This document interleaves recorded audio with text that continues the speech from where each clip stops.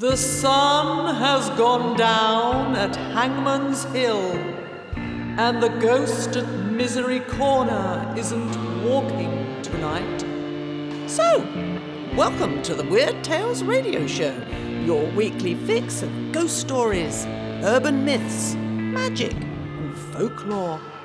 And now, here's your host, writer, award-winning journalist, best-selling author, and sometime werewolf hunter, Charles Christian.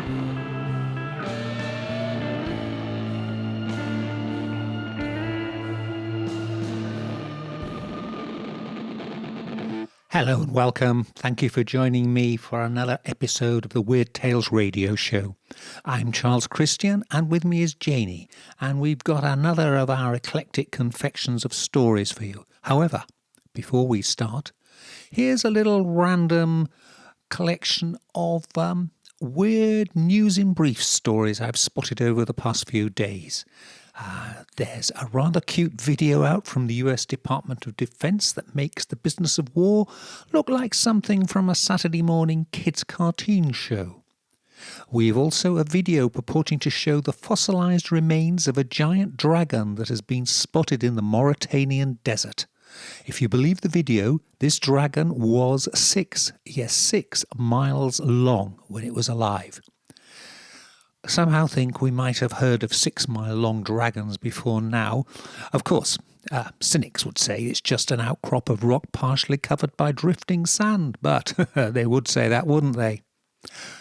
Over in our irony corner, there's a commemorative plaque at the Birmingham UK International Conference Centre, the home of the recent Conservative Party annual conference.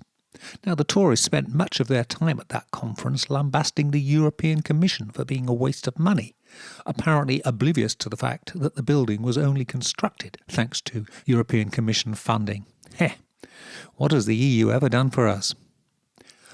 There's also a report from the BBC on deaths by selfie, proof that Darwin's theory of the survival of the fittest is alive and well today, with a mortality rate of just over 40 people a year getting themselves killed by posing for selfies in dangerous positions. Of the causes of death, most of the transport-related deaths almost exclusively involve moving trains. And proof that it's never too early for bad taste, a company called Numskull Designs, that's N-U-M, Skull Designs, has just launched its 2018 official geeky knitted Christmas ugly sweaters and jumpers range. The latest designs are based on Rick and Morty, Harry Potter, Sonic the Hedgehog, Batman, Fallout 76, Spyro the Dragon, and Star Wars, among others. The Harry Potter sweaters incidentally incorporate LED candles that light up like Hogwarts candles. At least Numskull realised that the Christmas jumper is a joke, but I'm not too sure about some of the people who buy them. More information, including worldwide stockits, can be found on Numskull's website at numskull.com. Anyway, all these stories, the graphics and the videos, can be found on our website, urbanfantasist.com. Just go there, click on our collection of Start the Week Weirdly news, and you'll find the stories, the pictures, and the videos.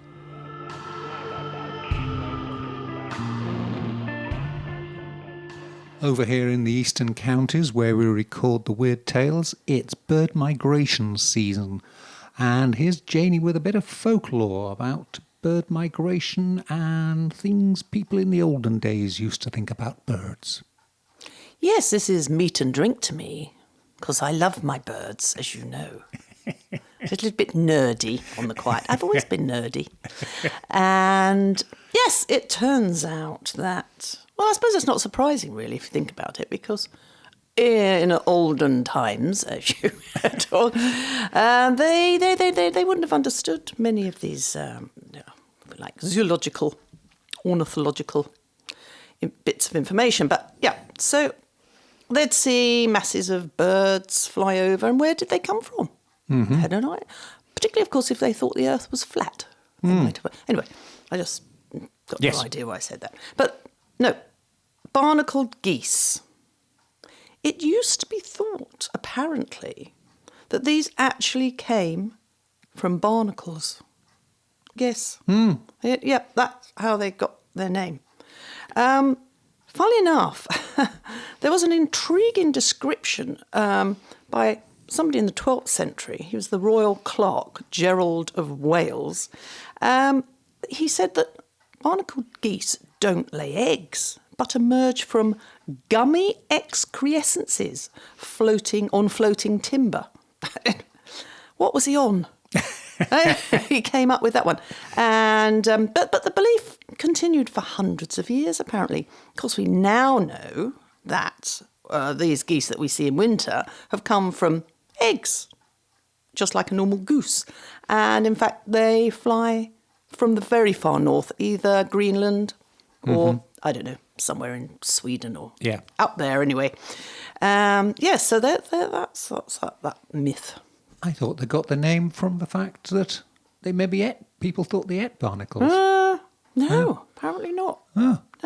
Gummy excrescences. I just thought I'd like to say that again. Do that. I shall keep that as a term of abuse for people. Yes. Gummy excrescent. Yes.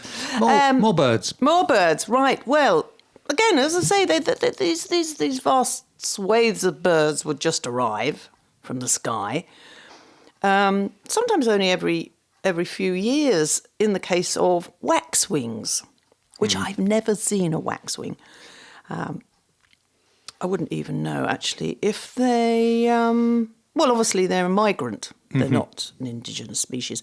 Anyway, they every few years, apparently, they just come down from the skies.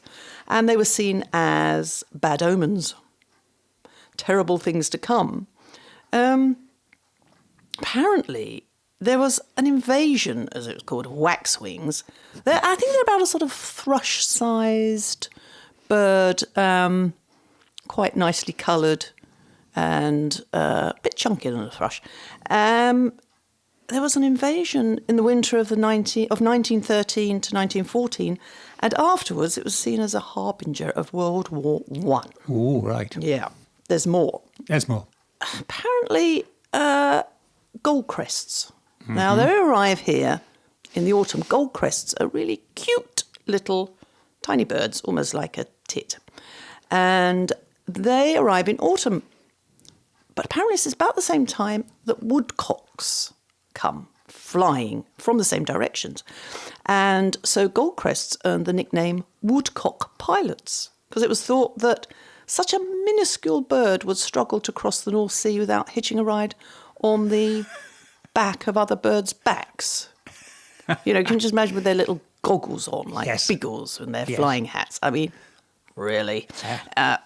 And another one was the way that geese fly in a sort of V formation. And it was thought that, and this is ancient Greek writer Cicero, he thought Cicero, sorry, yes, getting overexcited with the birdie, nerdy stuff. And he thought that the V formation was done to keep the wind off its followers. And he also said that when a different bird took over leading, the previous leader rested his head on the back of the bird in front. Isn't that cute? That is. Whether that's true or not, or he just, because he didn't have binoculars. No. Or even specs. No. So he might not have quite seen what was going on.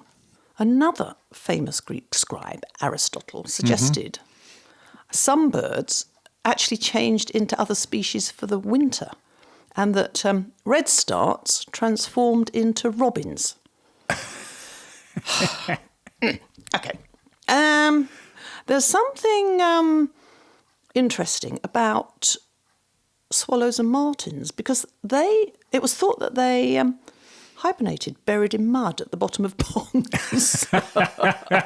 But, you see, that would have made good sense to those who had seen other birds flying around rivers and lakes, snatching insects and roosting in the reed beds in autumn. Because, as I say, they would have no concept that they could fly, as they do from Africa, hundreds of miles, without resting, of course, because they can't land, and eating on the wing, which we now know to be true.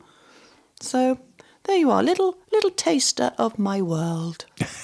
That was lovely. Thank you. You are listening to the Weird Tales radio show with Charles Christian on internet radio and podcast.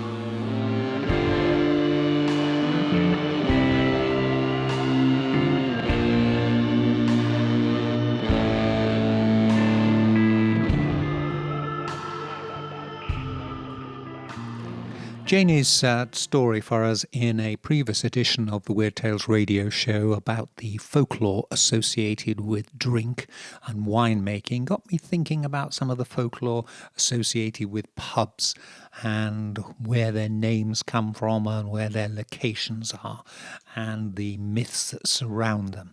And I'd like to have a little look at one called Bleeding Heart Yard, which is in London's Hatton Garden district. And today there is a French restaurant and bistro in the yard called the Bleeding Heart. And for those of you who've ever gone for an appointment there, gone for a lunch there, you'll know taxi drivers tend to call it bleeding hard to find. And it really is, because it's in that part of the world that survived the Great Fire of London and so still has some of the old medieval street layouts with narrow lanes and alleyways leading into larger lanes and squares. So, what is the story of Bleeding Heart Yard? Where did it get its name from? Now, the most colourful story, which has been current since at least the early 19th century, says at the time of the reign of Elizabeth I, Queen Elizabeth I, a certain Sir Christopher Hatton, a powerful courtier who built Hatton House and subsequently had the Hatton Garden area named after him. It's said that his success was down to the witchcraft of his wife, Lady Elizabeth Hatton, who had apparently pledged herself to the devil for his sake. And sure enough, when the devil came for her to collect on his contract, because of course the devil always collects, the story is that the devil seized her at the expiry of the contract and bore her away.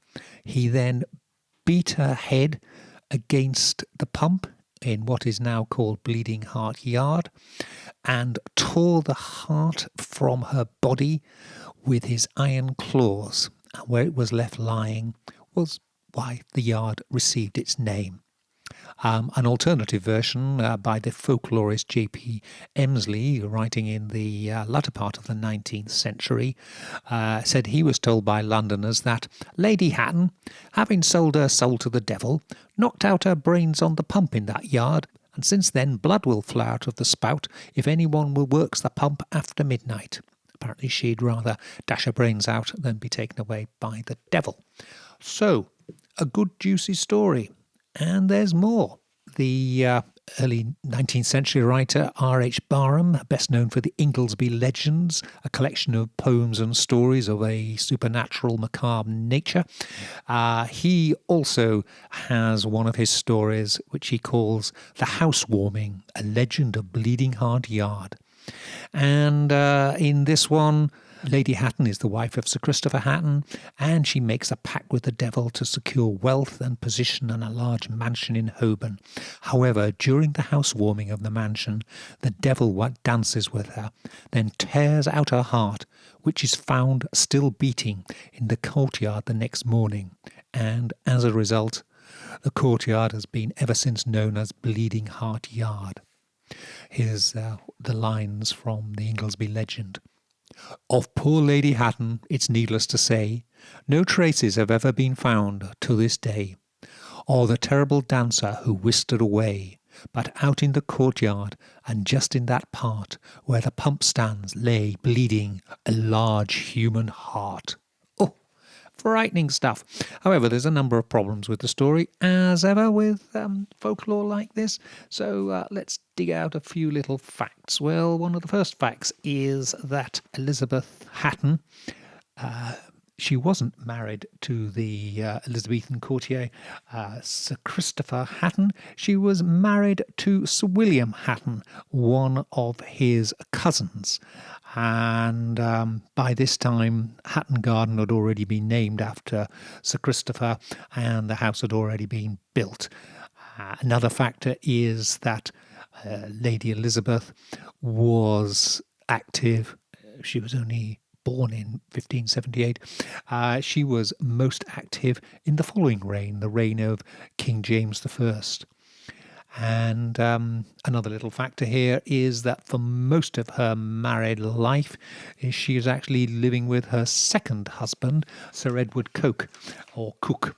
He was a famous jurist, lawyer, and member of the court. However, she didn't really get on very well with him, and following his death, she commented at the funeral, "We shall never see his like again. Thanks be to God." So not a fan of her second husband. She was also wooed by Sir Francis Bacon, another member of the court and establishment of that time. He was again a senior member of the judiciary, well-known philosopher and inventor. She didn't marry Sir Francis. It was probably a good idea because he died prematurely after experimenting with frozen snow to see whether it could preserve chickens. So basically he stood out in a snowstorm in his house in Highgate and stuffed a dead chicken with snow to see whether it would preserve it. I don't know what it did for the chicken, but it gave him a very bad dose of pneumonia from which he died. So not a lot of good luck there. Other aspects of the story that are wrong, well, she died in 1646 on the 3rd of January and is buried in one piece in the parish church of St Andrew in Holborn, not as according to the legend that she was dragged away by the devil and murdered and died on the 27th of January 1646 with her body torn limb from limb but with her heart still pumping blood. So it's a nice story, but there is no Lady Elizabeth Hatton being eviscerated by the devil. In fact, the most likely explanation of the name Bleeding Heart Yard actually dates back to the pre-Reformation times when there was a pub there called the Bleeding Heart, and it shows the heart of the Virgin Mary pierced by 5 swords, which is a Catholic symbol for Our Lady of the Sorrows. So sadly, a mundane explanation and another myth busted. Something wicked this way comes.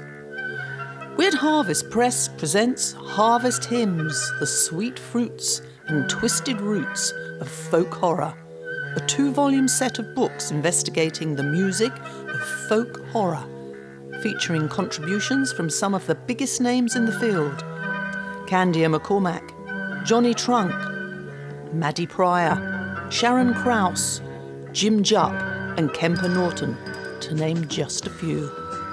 Available now via lulu.com. 100% of all Weird Harvest Press profits are donated to wildlife charities. Welcome, fool. You have come of your own free will to the appointed place. It is time to keep your appointment with the Wicker Man. The Wicker Man.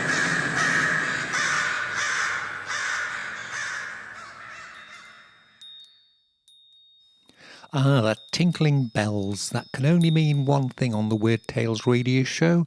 We're going to have some more practical magic, and I'm having a little look through my books of spells to find some suitable spells for this time of the year. My reference book this time is Llewellyn's Witch's Spell-a-Day Almanac for 2018, which is packed with intriguing spells for all manner of purposes. Right, here's one, and it's how to get rid of an unwanted guest. This is something you should do if you've got a guest who, in the words of the spell, has turned from being a guest into a pest and doesn't take a hint and won't leave.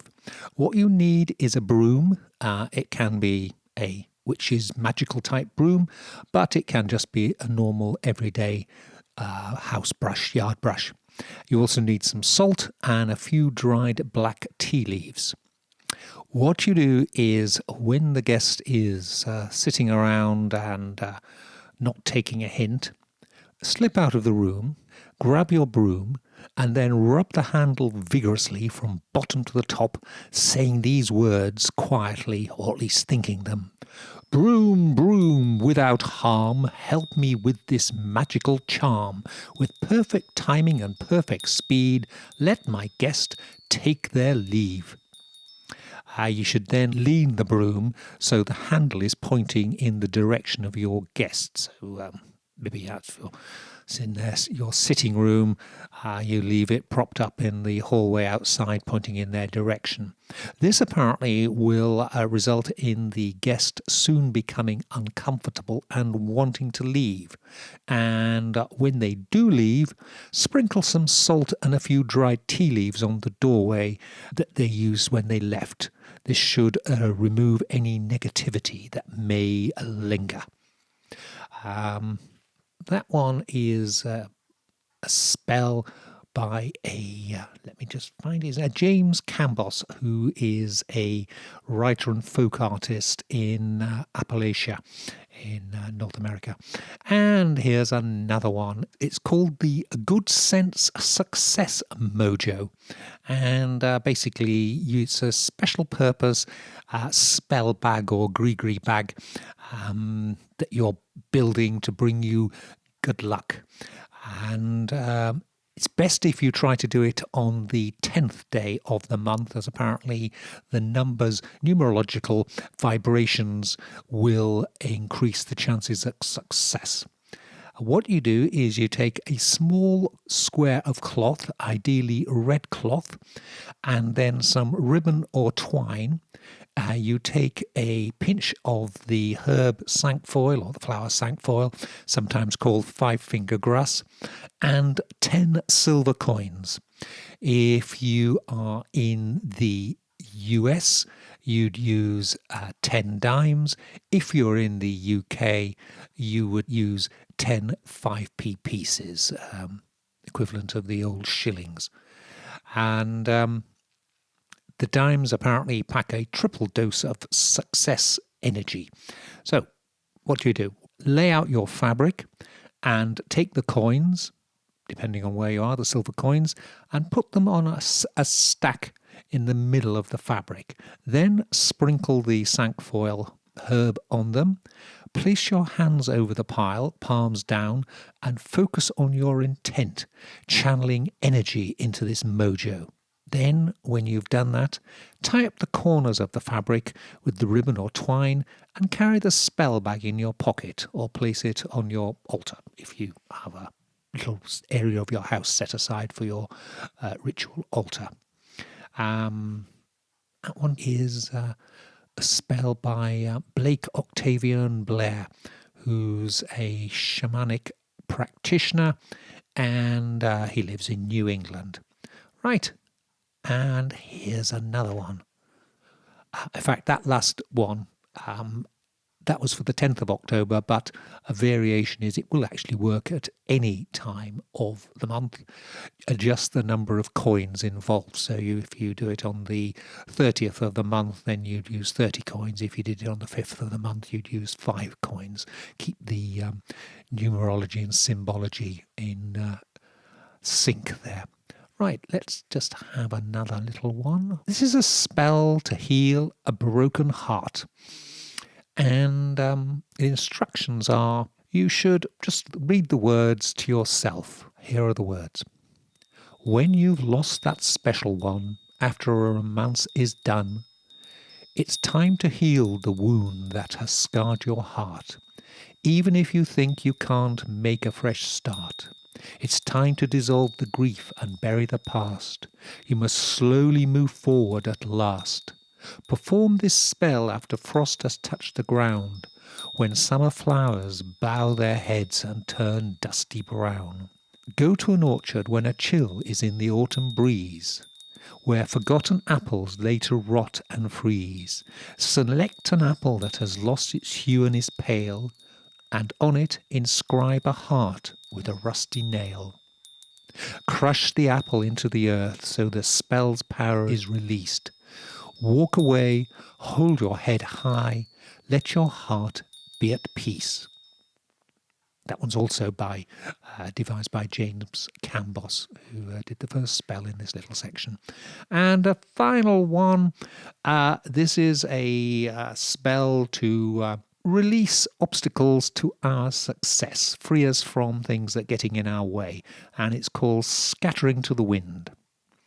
Obtain as many leaves as desired. 3 to 5 is ideal, and it helps if the leaves are a different colour, which obviously is a bit easier to do in the autumn because they're all the wonderful hues of the autumn colours.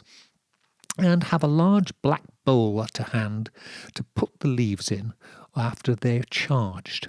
So, to begin, think of the specific things that you wish to be free of and charge 1 leaf for each item. So, pick up a leaf, hold the leaf in your hands and focus on the problem, saying, I wish I got on better with my neighbours and didn't have that problem with them.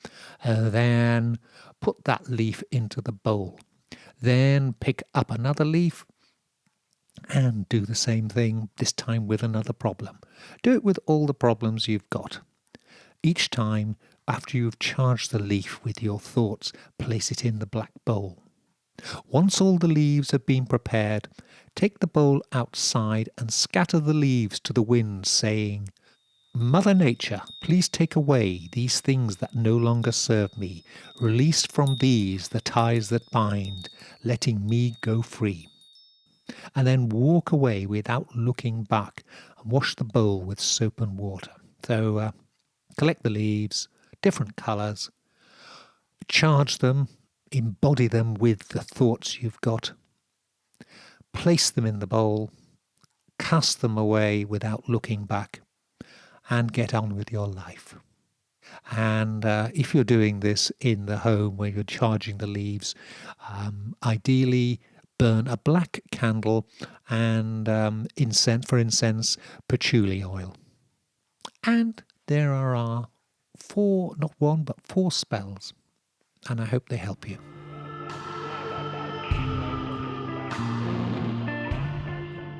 That's it. We're almost out of time. But before we go, here's a shameless plug. We've recently been reorganising our Facebook page presence, and we've rationalised it so that instead of having 3 pages and 1 group all doing more or less the same thing, there's now just 1 page. It's at Charles Christian Online, and it covers the Weird Tales radio show, my other radio work, and postings from the Urban Fantasist website. You can find it, as I just said, on Facebook, and here's the little plug. We'd really like you to visit it and like it. That would help us a lot. And that's it. We look forward to joining you again next time, but until then, may your gods and goddesses protect you from ghoulies and ghosties and long-leggedy beasties and things that go bump in the night. Good night. Black Shuck, the demon dog of East Anglia, is baying at the moon, which means it's time for us to go. You've been listening to the Weird Tales radio show with Charles Christian, your weekly fix of ghost stories, urban myths, magic, and folklore. Keep in touch with us online at www.urbanfantasist.com or by email at urbanfantasist.icloud.com or on Twitter at Christian Uncut. Good night. Join us again next week for another edition of the Weird Tales radio show.